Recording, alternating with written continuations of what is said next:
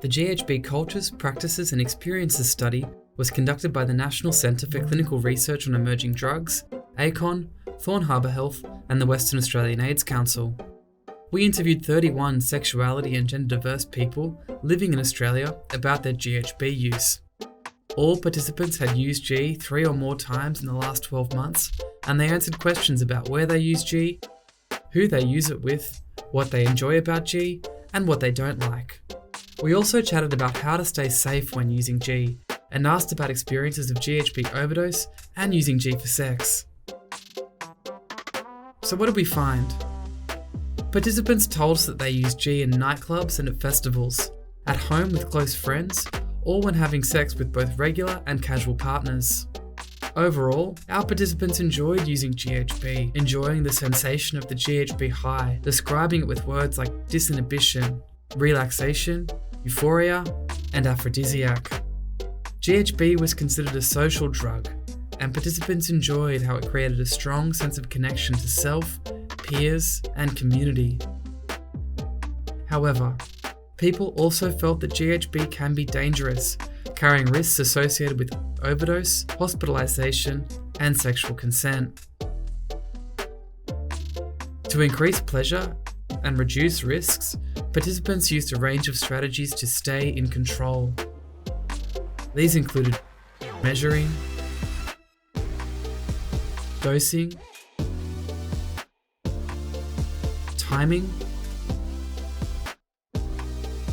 selecting safer environments to use, using with trusted friends, educating each other and newcomers, and not drinking when using GHB. Despite using caution, most had either personally experienced a GHB overdose or had cared for a friend or acquaintance experiencing an overdose. Referred to as dropping or blowing out, many participants reported confidence to manage GHB overdose without medical help, despite fatality risks. While most of the time and for most people, friends, hookups, and intimate partners enhance the safety and enjoyment of GHB use, some in our study recounted experiences of sexual violence and GHB drink spiking. We did this study to inform GHB campaigns and services for sexuality and gender diverse communities. And with this in mind, we arrived at a couple of takeaways. 1. Participants demonstrated a strong knowledge of harm reduction strategies to prevent GHB overdose. However, overdose was common, with those new to using at high risk. Continued community education to promote commonly used overdose prevention strategies associated with dosing, timing, measuring, and not combining G with alcohol is essential. 2. GHB education should raise awareness about the potential danger of GHB overdose and reduce fatality risk by encouraging people to call for an ambulance and provide instruction around how to monitor breathing and keep airways clear. 3.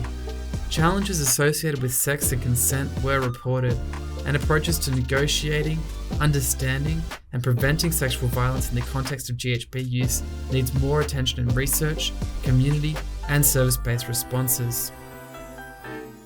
This research would not have been possible without our participants, and we'd like to thank the 31 people who so generously shared their time and experience with us. We'd also like to thank our academic team and our organisational partners.